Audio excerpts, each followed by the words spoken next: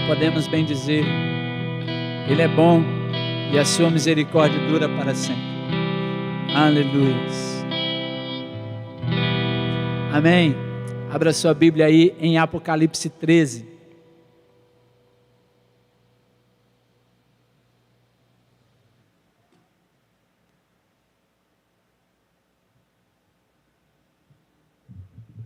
Sejam todos bem-vindos a essa live. Hoje, agora, nós estamos numa pegada um pouco diferente, que é esse tempo de oração que nós tivemos às 4 horas da tarde, e agora vamos estudar a palavra, vamos focar esse tempo aqui no estudo da palavra. Eu tenho certeza que esse texto tem falado ao nosso coração. Tem muita gente que tem medo do Apocalipse, tem muita gente que tem medo quando se fala na doutrina das últimas coisas, que é o que nós chamamos de escatologia. Mas o Apocalipse não é para ter medo, muito pelo contrário. Apocalipse é um livro de esperança. Apocalipse é um livro que fala da vitória da igreja, da vitória do Cordeiro, e essa vitória que ele concede à igreja, apesar das perseguições, das lutas que essa igreja enfrenta. Legal que hoje, enquanto nós estivermos ministrando o estudo, você vai poder fazer a sua pergunta, você vai poder levantar aí o seu questionamento, caso você tenha alguma dúvida sobre o texto que nós estamos refletindo agora em Apocalipse 13. Já abriu aí? Deixa eu te perguntar, você já compartilhou a live? Você conhece alguém assim que tem medo do Apocalipse ou gosta do estudo do Apocalipse?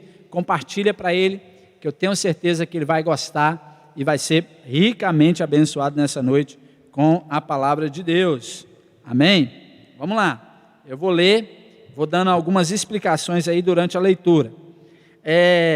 Só para você entender, no final do capítulo 12, no versículo 17, você vai ver que no capítulo 12, Satanás ele sofre 3 derrotas. Não é? Ele sofre derrota do anjo, ele sofre derrota do filho, ele sofre derrota da igreja. E no versículo 17 termina assim, ó: e pôs em pé sobre a areia do mar. Veja que ele está naquilo que liga o mar com a terra. E ele está ali, o diabo, ele está ali, né, se colocado, ele é figurado no capítulo 2 como se fosse um dragão, que tem 10 cabeças, 10 coroas, e ele está agora diante do mar, e ele vê emergir do mar uma besta. Eu imagino Satanás, ele orquestrando agora, criando maneiras. Ele não pôde impedir a vinda do Cordeiro, ele não pôde impedir a vinda de Jesus, ele não pôde impedir o avanço da igreja. Agora ele vai procurar, com todo o seu ódio, com toda a sua fúria, tentar impedir ainda mais o avanço da igreja. E agora ele não vai fazer isso diretamente, ele vai usar alguns subterfúgios para fazer isso. Então ele vê 2 bestas, uma vai emergir da água, nós vamos ver lá do versículo 1 ao 10, e outra vai emergir da terra. A primeira, ela tem um aspecto horroroso. Ela tem os pés de urso, o corpo de leopardo, a boca como de leão. Ela tem, se eu não me engano, deixa eu ver aqui, 10 chifres e 7 cabeças, né? E nas suas cabeças nome de blasfêmia. Ela é horrorosa, ela é feia, o seu aspecto é muito estranho. E já a segunda besta, a besta que emerge da terra, é uma besta que, assim, ela é disfarçada, ela tem uma aparência inofensiva, ela tem uma aparência, né, de que não é tão perigosa assim, e nós vamos ver que ela é tão perigosa quanto a outra besta. Então acompanhe comigo a leitura do capítulo 13. Vi emergir do mar uma besta que tinha 10 chifres, 10 e 7 cabeças, e e sobre as cabeças nome de blasfêmia. A besta que vi era semelhante ao leopardo, com os pés, leopardo a ideia de rapidez, os pés de urso a ideia de firmeza, a boca como de leão, a ideia de fúria, boca como de leão, a ideia de fúria. Então essa besta ela é veloz, ela é firme e ela é furiosa para poder destruir a igreja de Jesus. e deu-lhe o dragão. Satanás está lá na praia, e esse dragão, ele dá o poder, o seu trono e grande autoridade. Para quê? Para essa besta perseguir a igreja. Versículo 3: então vi que uma de suas cabeças, como que golpeada de morte.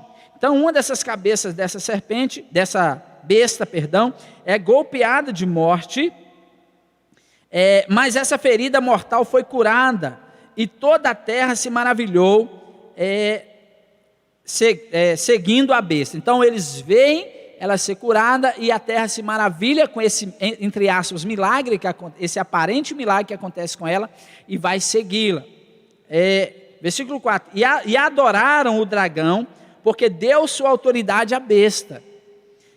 Também adoraram a besta, dizendo: quem é semelhante à besta e quem pode pelejar contra ela? Você sabe que no final, o que o diabo quer fazer é isso. Ele quer tirar as pessoas da adoração a Jesus e trazer essa adoração para ele. Ele é invejoso, desde o princípio ele queria ser maior do que Deus. Então ele sempre vai procurar adoradores, ele sempre vai procurar pessoas que o adorem. E você vai ver que as bestas, tanto da que emerge da água, quanto a que emerge da terra, elas são instrumento, elas são armas do diabo para poder, seja por força, por violência, levar as pessoas a adorar o diabo. A gente vai ver isso nas perseguições que haviam, sobre muitos impérios. Daqui a pouco a gente vê isso, e de outras maneiras, através de ideologias, e aí que é a segunda besta, que a gente deve falar sobre ela no próximo estudo. O objetivo do diabo então é atrair adoradores para ele, e as pessoas vão adorar o dragão e vão adorar a besta, que são que eu vou especificar, e você vai ver como faz sentido isso aqui. Versículo 5 fala: foi-lhe dado uma boca que proferia arrogância e blasfêmias, e autoridade para agir 42 meses. O estudo passado, se você não viu o estudo passado, você pode depois entrar no nosso canal e ver no estudo passado, da última quinta, que nós falamos sobre esses números: 1260 dias, 42 meses, um tempo, 2 tempos, metade de um tempo, e os 1000 anos de Apocalipse capítulo 20. Nós vimos que tudo é a mesma coisa, que simboliza, na verdade, o período da ascensão até a segunda vinda de Jesus. É um número simbólico que simboliza da ascensão até a segunda vinda de Jesus, ou seja, o império da besta, a autoridade da besta, a ação da besta é nesse período. O que significa? Que essa besta, ela está agindo nesse tempo, inclusive nesse tempo que nós estamos vivendo hoje, há uma ação destas bestas que emerge da terra, que emerge do mar, contra a igreja do Senhor Jesus, contra o povo de Deus. Vamos seguindo e vamos ver isso. Versículo 6: abriu a boca em blasfêmia contra Deus. Olha só, então ele quer blasfemar contra Deus, ele difama o nome de Deus, difama o tabernáculo que olha só, a saber, os que habitam no céu. Ou seja, o diabo ele quer difamar Deus, o nome de Deus e aqueles que seguem a Deus. Então a besta, ela é instrumento para essa difamação, criar uma má fama a respeito do povo de Deus. Segura aí que o negócio vai ficar bom. E foi-lhe dado, versículo 7, também que pelejasse contra os santos e os vencesse. Olha só que interessante, ela não só peleja, como vence os santos. Pastor, mas como é que é isso? Calma, são perguntas que nós vamos responder daqui a pouco. Deus deu-se-lhe ainda a autoridade sobre cada tribo, povo, língua e nação. Olha só, a besta com autoridade sobre povos, línguas e nações. E versículo 8: e adora Laão, todos os que habitam sobre a terra, aqueles cujos nomes não foram escritos no livro da vida. Então aqueles cujos nomes não foram escritos no livro da vida do Cordeiro que formou desde a fundação do mundo, esses adorarão a besta. Quem está escrito no livro não adora não. Calma aí que nós vamos conversar sobre isso. Versículo 9: se alguém tem ouvidos, ouça. Se alguém leva para o cativeiro vai. Se alguém matar a espada, é necessário que seja morta a espada. Aqui está a perseverança e a fidelidade dos santos. Qual é a interpretação dessa figura? Partindo do princípio que o Apocalipse é um livro figurativo. Nós jamais podemos pegar o livro de Apocalipse de maneira literal e interpretá-lo, senão a gente vai incorrer em muitos erros. Então ele é um livro de muitos símbolos e demanda que nós interpretemos esses símbolos à luz de todo o livro de Apocalipse, à luz do Novo Testamento e à luz de toda a Bíblia, tá bom? É assim que a gente se interpreta a Bíblia. Essa é a maior regra de interpretação bíblica, é observar na própria Bíblia o que a Bíblia diz a respeito. Então você já sabe, primeiro, que o dragão é o diabo. Segundo, que a besta é um instrumento do diabo. Eu vou dizer que instrumento é esse. Fica aí, compartilha o estudo, não sai daí. Eu vou dizer que instrumento é esse. E a primeira pergunta que surge é essa. Essa besta surge de onde? Ela surge do mar. O que simboliza o mar na Bíblia? Se você vê lá em Isaías 17:2, você pode conferir. Vai dizer assim, olha: há o bramido das numerosas nações, bramam como o mar. Há o rugido dos povos, ruge como águas impetuosas. Então aqui em Isaías 17:12, a gente percebe que as nações, o mar simboliza as nações, os povos da terra. Então veja que essa besta, que é instrumento de Satanás, que é arma do diabo, que vai perseguir a igreja, ela surge da terra, não da terra, ela surge do mar, que simboliza os povos da terra. Então as nações, os povos, as línguas, é o ambiente onde essa besta surge, tá? Outro texto para corroborar, está aí no livro de Apocalipse mesmo, capítulo 17, versículo 15, você pode conferir aí. No capítulo 17, versículo 15, olha só o que diz: então o anjo me disse: as águas que você viu, onde está sentada a prostituta, a gente vai ver ela lá também, essa prostituta, vamos estudar porque ela também é um dos inimigos da igreja, são povos, multidões, nações e línguas. Olha só, o anjo dá a interpretação para João, ele fala, olha, então o anjo me disse, o anjo falou com ele não viu. Há uma diferença em Apocalipse interessante para depois você observar. Algumas visões que João recebe são relacionadas àquilo que ele vê. Outras visões são relacionadas àquilo que ele ouve. E há uma diferença interessante daquilo que ele ouve e daquilo que ele vê. Então, o anjo me disse. Então, o anjo disse, ele não viu, ele ouviu. As águas que você viu, onde está sentada a prostituta, são povos, multidões, nações e línguas. Então, provando aqui que o mar simboliza os povos, as línguas, as nações de toda a terra e de todos os tempos. Então veja bem, as nações, os povos são um dos ambientes em que o diabo usa para perseguir a igreja. Muito bem, vamos lá. A besta então, ela sobe do mar. Essa besta é aquela mesma do capítulo 11, versículo 7, que sobe do abismo. Essa última é a forma final da anterior, tá? Se você der uma olhadinha no versículo 7 do capítulo 11, vai dizer, ó, quando tiverem então concluído o testemunho que devem dar, a besta que surge do abismo pelejará contra elas, ou contra as testemunhas, que também é símbolo da igreja, certo? Então, a última é a forma final dessa de Apocalipse 11, 7. Entendeu, gente? Vai anotando aí se você tiver alguma dúvida sobre o que eu estou falando, para eu esclarecer no final do estudo, tá bom? Hoje vai dar tempo.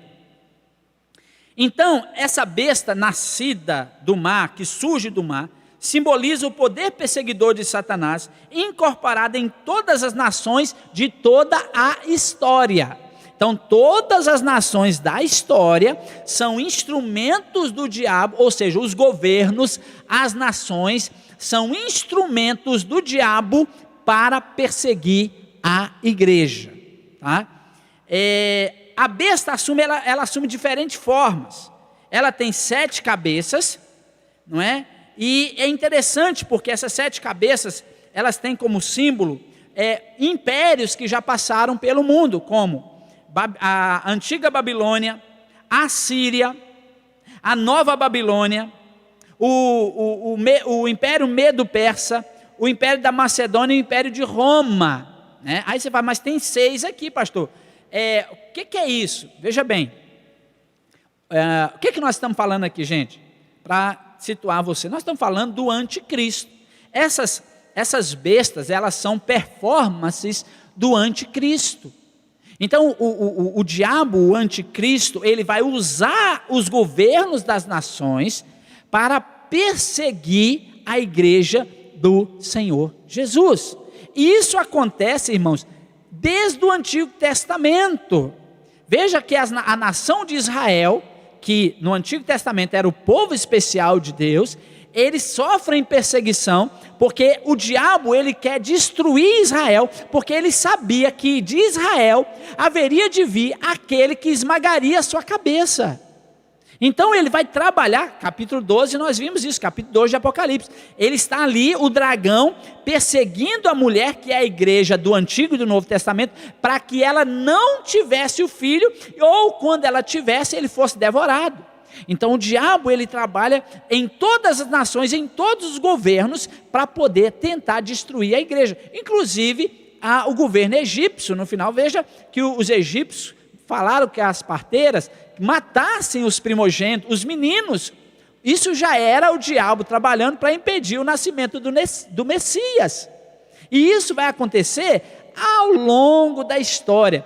Veja bem, os israelitas adoraram um Deus, se eu não me engano, assírio, se eu estiver errado, alguém me corrija aí nos comentários, que era o Deus de Moloque, que tinha como desejo, ele desejava o sacrifício de crianças. Israel começou a adorar esse Deus e sacrificar as suas crianças. Isso só mostra que o inimigo queria destruir aquele que viria. Ele tentou de todas as formas, inclusive no Novo Testamento. Você lê lá no capítulo 1 e 2 de Mateus, você vai ver o Pilatos querendo destruir os filhos, Herodes, querendo destruir as crianças de 2, ele mata um monte de crianças, tentando impedir a vinda do Messias. Então, o diabo ele sempre vai usar as nações, seja para perseguir o Cristo, ou seja para perseguir os cristãos.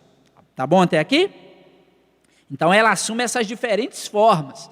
Aí você fala, mas pastor, o senhor citou seis impérios aí, não tem mais um império? Nós cremos que esse império final está, inclusive, no capítulo 17, versículo 10 de Apocalipse. Olha que interessante, 17:10, vai dizer assim, dos quais 5, aqui está falando de impérios, dos quais caíram 5, um existe. Quais que caíram? Aqui João está falando da época dele, já tinham caído 5 impérios, um existia. Qual que existia na época de João? Império Romano. Muito bem, ele existia, e o outro ainda não chegou, e quando chegar tem que durar pouco tempo. Então nós acreditamos que o anticristo, que esse último império é o império do anticristo, que virá com a perseguição ainda mais feroz contra a igreja, mas ele durará pouco tempo, para preservar os eleitos de Deus. Louvado seja o nome do Senhor. Sigamos então. Essa besta, ela é então o poder perseguidor de Satanás, que torna-se visível, que torna-se manifesto, certo? Essa é a razão de tanta semelhança entre a besta e o dragão. Ambos são monstros cruéis, tendo 10 chifres e 7 cabeças, todos os dois. Repare que interessante. Agora, se você observar, a besta, ela tem nos chifres as diademas e não nas cabeças. O que isso mostra? Mostra que quem acha o que tem o poder é o dragão, ele que tem o poder, e ele confere esse poder, né, essa autoridade à besta. O próprio texto vai dizer isso, conforme nós lemos.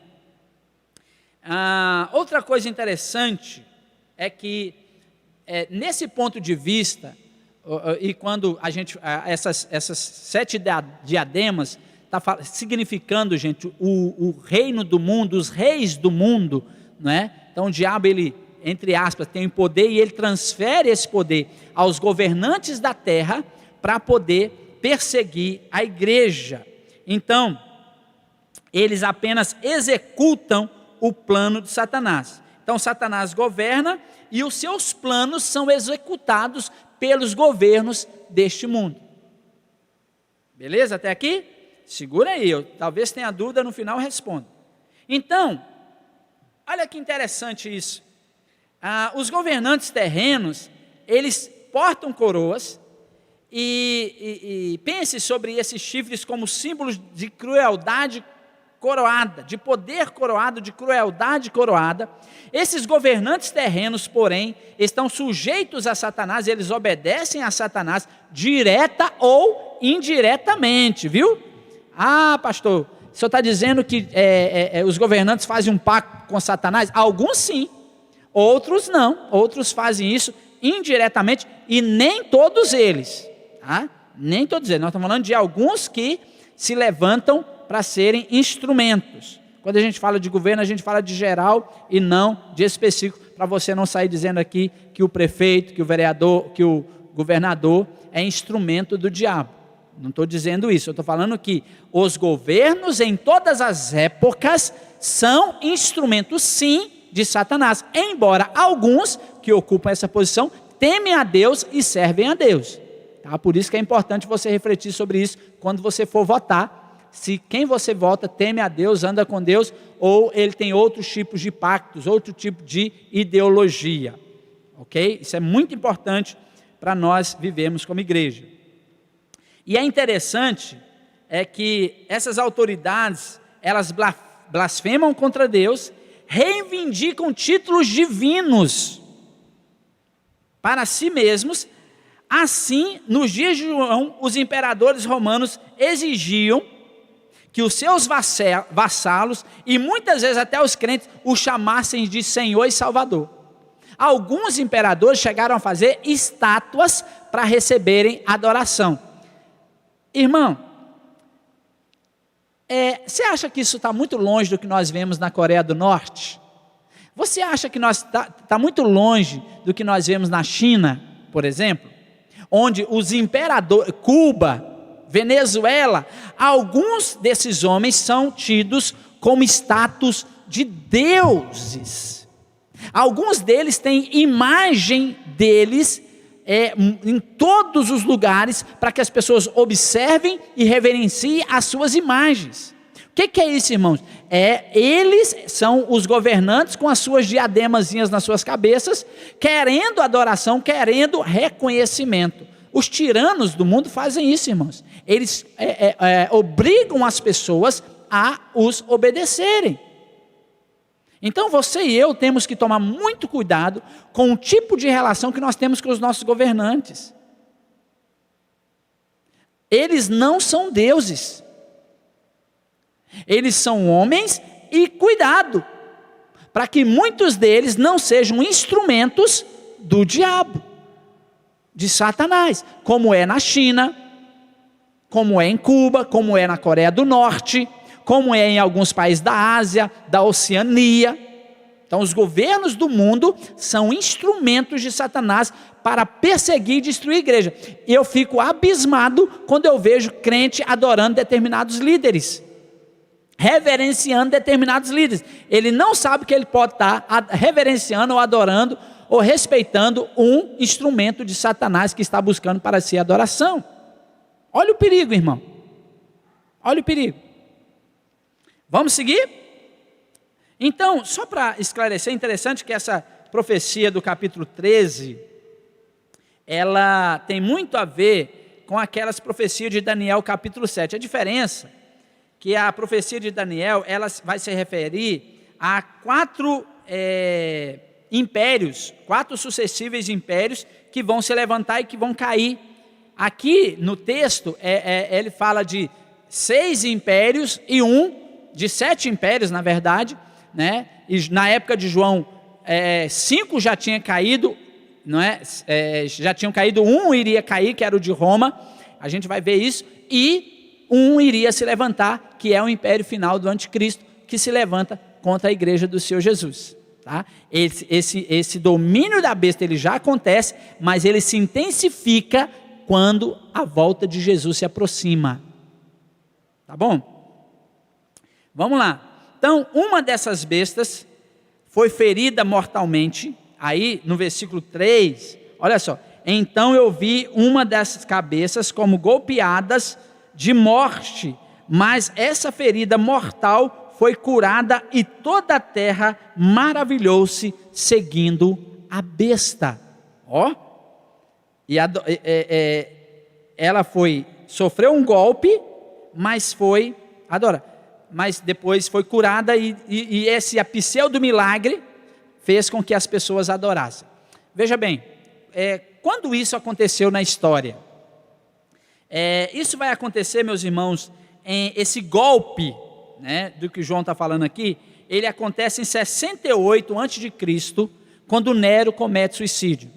Né? Se vocês sabem, Nero, a perseguição sobre Nero foi intensa. Ele crucificou nossos irmãos crentes, ele colocava betume, ungia eles com óleo com betume e ateava fogo para iluminar as ruas de Roma. A gente tem torturas terríveis sob Nero. Nero põe fogo em Roma para se eximir da culpa, digamos assim. Ele vai se suicidar no ano 68 de Cristo. Então, Roma sofre um golpe terrível, a perseguição ela é diminuída, tá? Durante um tempo. Isso aconteceu de fato, ano 68 depois de Cristo.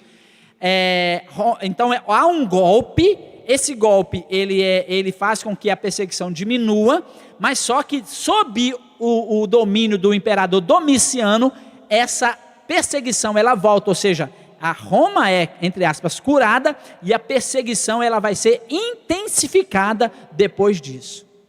Entendeu, irmão? Então, é algo para a gente analisar. Teve um grito aqui na sala de transmissão. Aconteceu alguma coisa aí, não?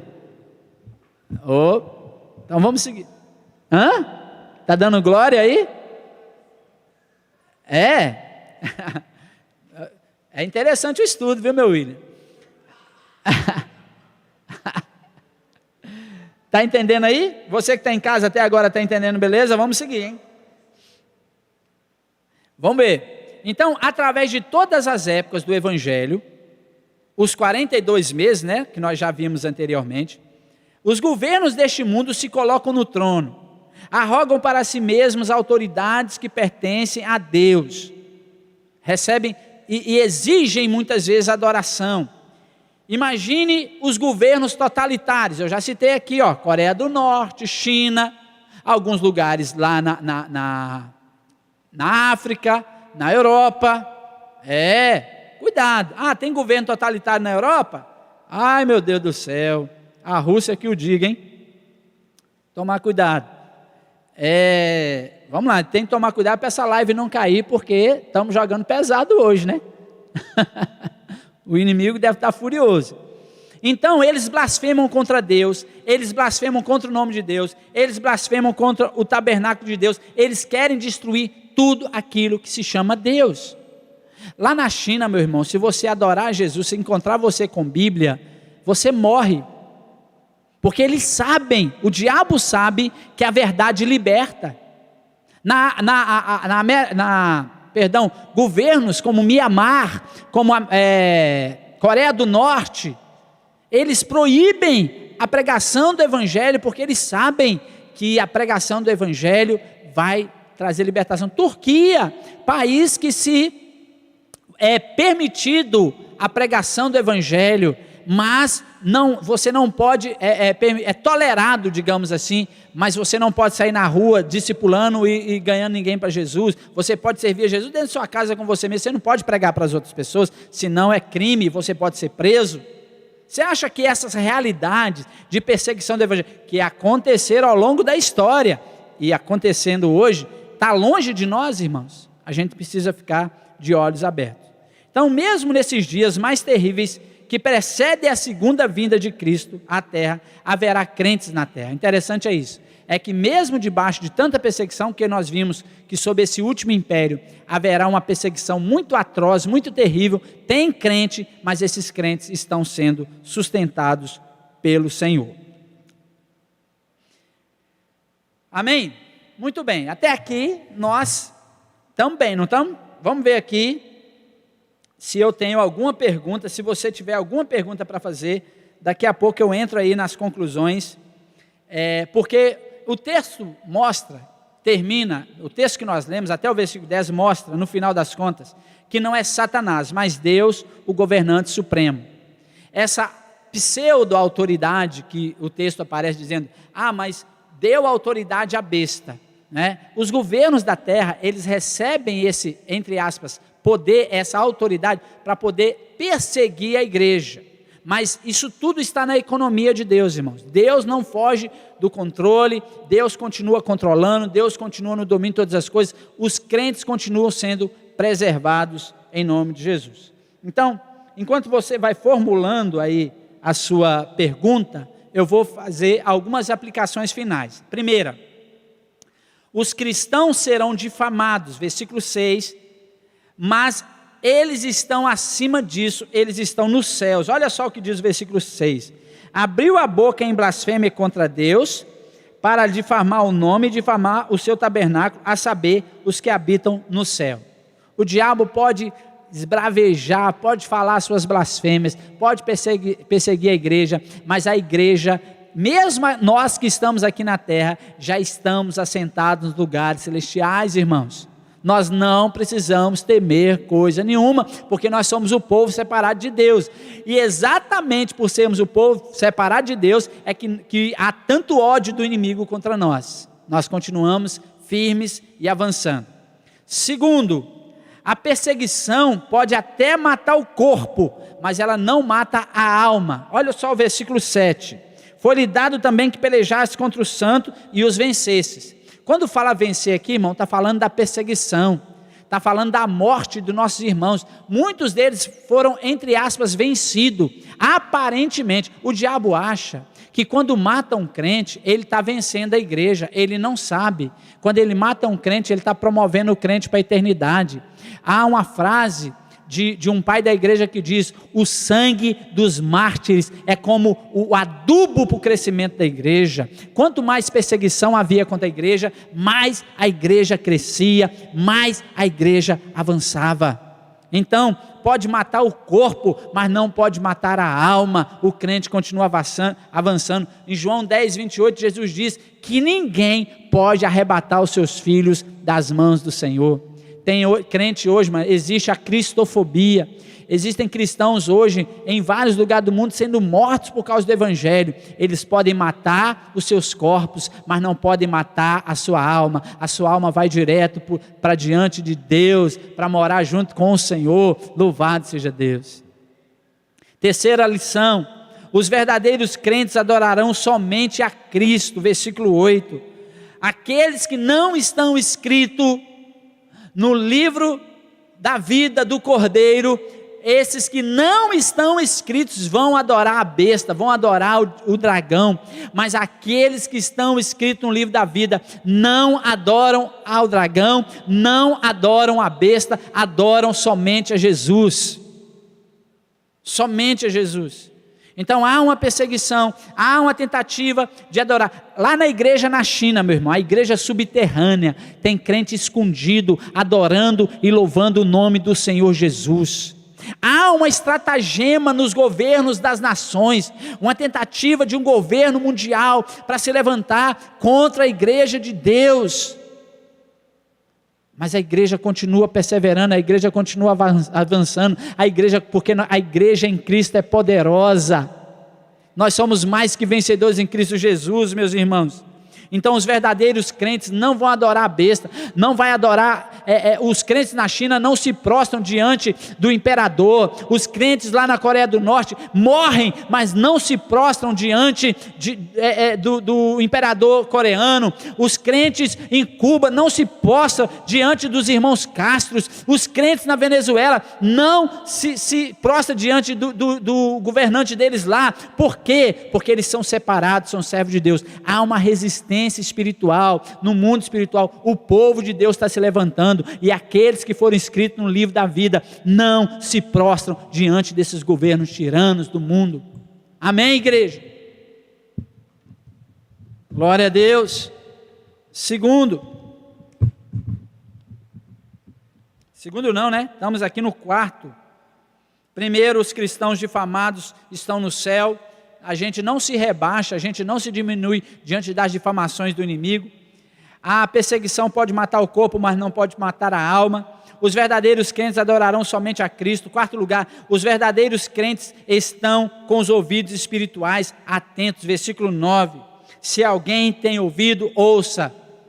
Em todas as 7 cartas, para as 7 igrejas da Ásia, no capítulo 3, 2 e 3 de Apocalipse, no final diz: quem tem ouvido para ouvir, ouça.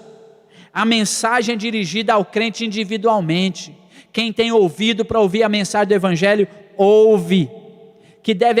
O cristão deve assumir uma posição em relação a Jesus.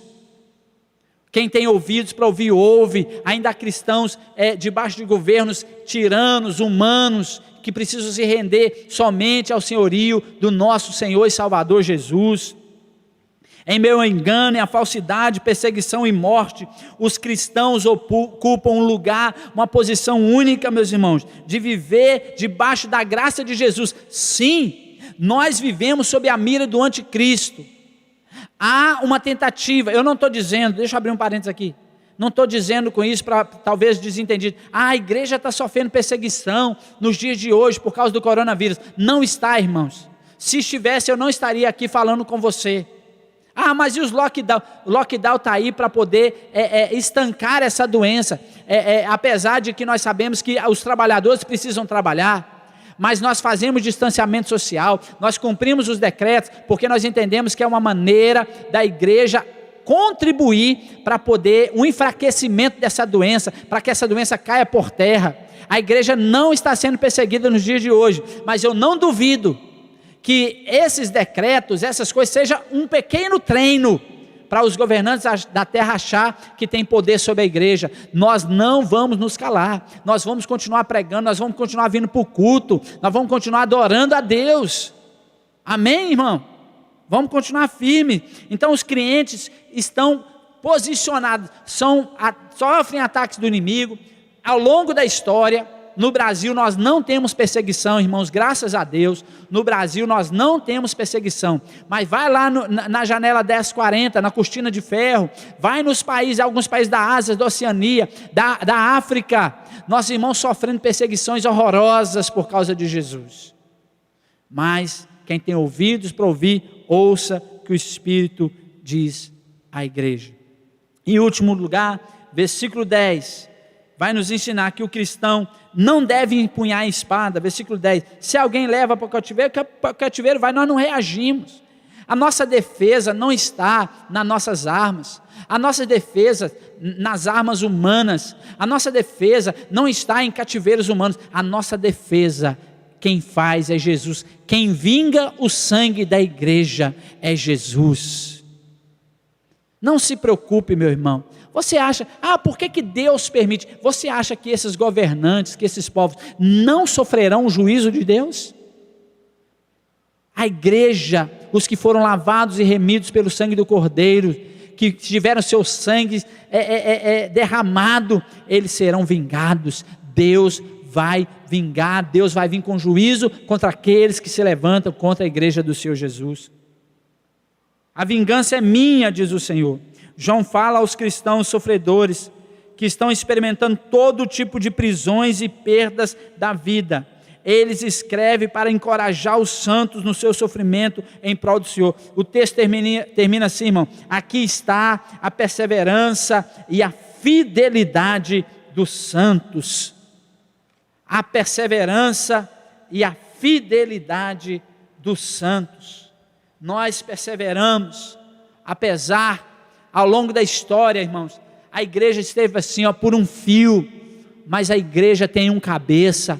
As portas do inferno não prevalecerão com a igreja. Nós venceremos todos os ataques e levantes dos governos desse mundo, e vamos prevalecer em nome do Senhor Jesus, e vamos avançar, e vamos perseverar. O final dos tempos está por aí, irmãos. Jesus fala assim, olha, quando vier o Filho do Homem, encontrará fé na terra? Você está disposto a dar a sua vida por Jesus? Sabe, meu irmão, essa pergunta é muito relevante, porque tem crente que não está disposto a vir para o culto por causa de Jesus. Tem crente que não está disposto a ser fiel a Deus por causa de Jesus. Imagina morrer por Ele. Na primeira perseguição, pula fora. Na primeira luta, pula fora. Vou ver aqui se tem pergunta. Andréa Cruz. Nós somos amilenistas, Andréa. Deus te abençoe. O que a milenista crê? Nós cremos que nós já estamos vivendo o milênio, desde a volta de Jesus, da primeira vinda de Jesus, a sua ascensão, até a volta de Jesus, nós já estamos vivendo o milênio, e nós acreditamos que naquilo que Jesus disse em Marcos capítulo 13, que nós estamos vivendo o início. Aí Jesus fala que haverá dois períodos, o período do princípio das dores e a grande tribulação. Então o crente vai passar sim pela grande tribulação, conforme o texto que nós lemos diz. Haverá uma perseguição mais severa, e a igreja do Senhor Jesus passará por essa grande tribulação, e a gente, depois dessa grande tribulação, Jesus vem, aprisiona para sempre Satanás, a igreja é arrebatada aos céus, nós viveremos para sempre junto com Ele. Aqueles que são salvos, foram lavados pelo sangue do Cordeiro, estarão sempre com Ele, e aqueles que não entregaram sua vida para Jesus, ou seja, que tem a marca da besta, vamos ver semana que vem se der tempo, sobre a marca da segunda besta, esses adoradores de Satanás vão para o inferno, mas lá no inferno eles não vão adorar Satanás, eles vão sofrer eternamente, porque não entregaram as suas vidas para Cristo, e viveram para Ele verdadeiramente. Ok? Vamos lá, perguntas? Pode fazer aí, pessoal. Deus abençoe. Amém, vamos lá. Amém, amém. Pergunta, gente. Pode vir alguma coisa boa da China para o Brasil? Ei, Dona Carmelita. Dona Carmelita. Que pergunta boa, viu? Irmãos, eu acredito, aí é uma opinião pessoal, que a China é um dos instrumentos do anticristo para poder preparar o palco para a vinda do anticristo. A China, ela está dominando o mundo, queridos. Hoje, muito de mercadoria a gente recebe da China, não há nada de errado com isso, né? Diga-se de passagem, mas... Por exemplo, essa câmera que você está me vendo pode ser da China. Veja bem, um negócio feito na China está sendo usado para transmitir o Evangelho. Mas muitos países da África e outros países são financiados pela China. Há uma parceria entre a China e a Rússia, e se eu não me engano o Irã é muito forte. Então eu acredito que o palco está sendo montado para a vinda do anticristo. Então a China é um desses instrumentos, é um dos governos da terra para poder se levantar fortemente, ainda mais, contra os eleitos de Deus. Amém? Glória a Deus. Gente, vocês estão cheios de esperança depois desse estudo? Meu objetivo é que você tenha esperança, que você entenda que se você der um pulo, depois nós vamos ver, é um momento em que essa besta, ela é repreendida, ela toma uma pancada na cabeça, de tempos em tempos, Satanás está tomando pancadas na sua cabeça, e a igreja do Senhor Jesus prevalecendo, em nome de Jesus. Amém? Mais alguma pergunta aí, pessoal? Glória a Deus. Vou terminar, por hoje. Se tiver qualquer dúvida e você não quiser fazer aqui no no comentário, você pode me mandar um WhatsApp e fazer a sua pergunta. Jesus está no controle, Jesus está conduzindo a sua igreja. Obrigado, dona Gilene, pelo meu cabelo, tá chique, glória a Deus. Ai, estou sem gel hoje. Amém, graças a Deus te abençoe. Um abraço, pessoal. Vamos lá, vamos terminar então, viu? Muito obrigado. Como eu disse, se tiver qualquer dúvida, você pode me mandar um WhatsApp, você pode colocar aí nos comentários, depois da live, os comentários ficam abertos, e você pode fazer perguntas, fazer colocação de maneira bem respeitosa, que a gente vai aceitar para poder abençoar a sua vida. Em nome de Jesus.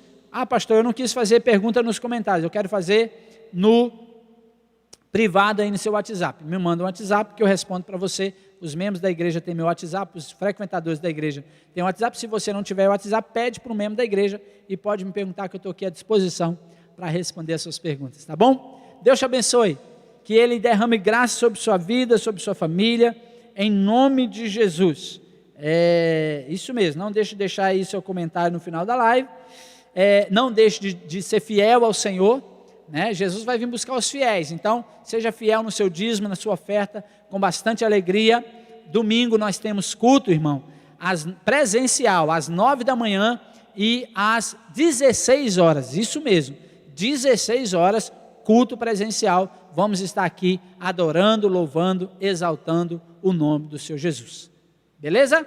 Fiquem na paz, que o Senhor nos veja e nos guarde, quando estivermos separados uns dos outros. Até a próxima, permitindo Deus, em nome do Senhor Jesus.